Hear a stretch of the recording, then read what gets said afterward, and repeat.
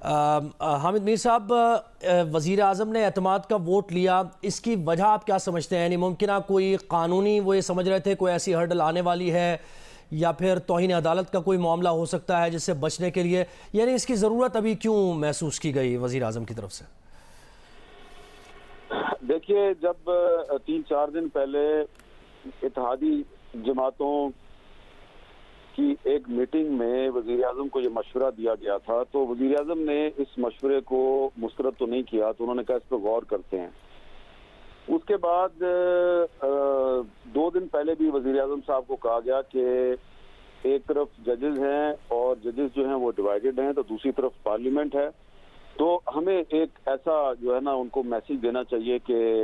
हम यूनाइटेड हैं, क्योंकि उन्होंने अपने फैसले में इशारा दिया है कि जो मनी बिल कौमी असम्बली से रिजेक्ट हुआ है, तो उसके बाद आप एतमाद का वोट खो चुके हैं। तो वज़ीर आज़म के इर्द गिर्द जो उनकी अपनी पार्टी के जो लोग थे, उनका एक ख्याल था कि हमने पहले 174 वोट लिए थे पिछले साल, तो अगर उसमें एक आधा वोट कम पड़ गया तो हमारे लिए मसाइल पैदा हो सकते हैं। उसमें एक इत्तेहादी पार्टी जो है उसके साथ उनका प्रॉब्लम भी था, लेकिन फिर उसमें बिलावल साहब जो हैं, बिलावल भुट्टो जरदारी साहब ने और खालिद मक्सी साहब ने अहम किरदार अदा किया, और फिर उन्होंने कन्विंस कर लिया, परसों कन्विंस कर लिया वज़ीर आज़म को कि आप एतमाद का वोट लेंगे। और ख़ास तौर पे जब कल रात को फैसला हो गया कि वज़ीर आज़म ने जब गो हेड दिया कि ठीक है मुज़ाकरात भी कर लें आप तहरीक इंसाफ से, तो उसके बाद ये फैसला कर लिया गया था कि हमने अब एतमाद का वोट लेना है। लेकिन उसमें एक बहुत ही दिलचस्प पहलू ये था कि हुकूमत की जो वज़ीर इत्तलात हैं मरियम औरंगज़ेब साहिबा, जिनका ताल्लुक मुस्लिम लीग नून से ही है, तो वो इसकी तरदीद कर रही थी कि वज़ीर आज़म को कोई ज़रूरत नहीं है एतमाद का वोट लेने की। इस मामले पे जब हुक्मरान इत्तेहाद की कम से कम 3 अहम शख्सियात से मेरी खुद बात हुई कि मरियम औरंगज़ेब साहबा इसकी तरदीद क्यों कर रही हैं, तो वो आगे से हंस पड़ते थे। वो कहते थे कि इनको नहीं पता, वज़ीर इत्तलात को नहीं पता,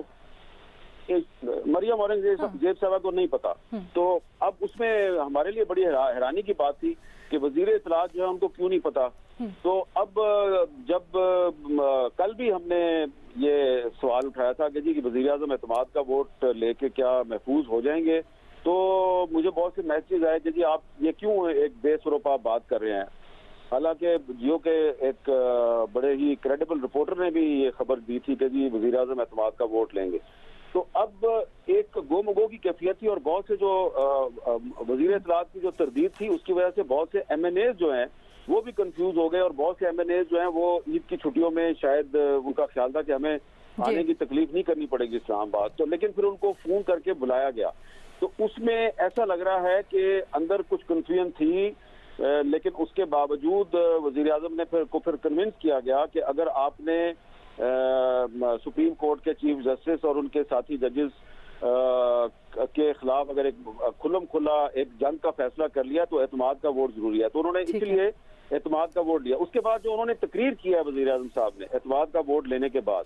उस तकरीर में उन्होंने डाउन दी विकेट यानी कि आगे निकल कर फ्रंट फुट पर उन्होंने चौके छिक्के मारने की कोशिश की है। और उस तकरीर के बाद दोबारा मेरी हुक्मरान इत्तेहाद की कुछ अहम शख्सियात से बात हुई है, और मैंने उनसे पूछा है कि एक तरफ आप मुज़ाकरात कर रहे हैं, दूसरी तरफ आपके वज़ीर दफा साहब कह रहे हैं कि 3 जज जो हैं सुप्रीम कोर्ट के वो PTI की सहूलतकारी कर रहे हैं और उनके फैसले हमें मंजूर नहीं, तो क्या होगा। तो उन्होंने कहा भी हम तो कल ये जो 3 जज हैं इनको हम नोटिस देंगे कि ये कौमी असम्बली की इस्तेहकाक कमेटी के सामने पेश हों।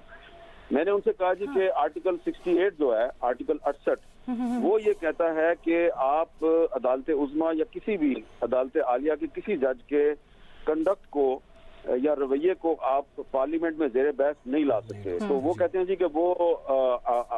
हम कंडक्ट को ज़ेरे बहस नहीं ला रहे, उन्होंने अपने फैसले में पार्लियामेंट की तौहीन की है, हम उनको नोटिस देंगे, अगर वो नोटिस जो है उसका जवाब नहीं आएगा तो फिर हमारे पास जो भी इख्तियार मौजूद है हम उसके जरिए उस नोटिस पर अमल दरामद करवाएंगे। मैंने उनसे कहा कि क्या इसका मतलब ये है कि आप जबरदस्ती उनको बुलाएंगे? तो उसके बाद जो मुझे कहा गया है मैं वो रिपीट नहीं करना चाहता, तो मुझे लगता है जी कि मुज़ाकरात अगर हो रहे थे तो बड़ी अच्छी बात थी, ये एक मुस्बत इशारा था। लेकिन वज़ीर आज़म के एतमाद के वोट के बाद जो सूरत हाल तेजी से डेवलप हो रही है, उसमें मुझे ये लग रहा है कि वज़ीर आज़म साहब को पुश किया जाएगा कि वो सुप्रीम कोर्ट ऑफ पाकिस्तान के चीफ जस्टिस और जो 2 साथी जज हैं उनको हर कीमत पर कौमी असम्बली की इस्तेहकाक कमेटी में बुलाएं। बाई हुक ये खबर भी दे रहे हैं हामिद मीर साहब, और बड़ी अहम बात करें। मीर साहब हमारे साथ ही रहेगा।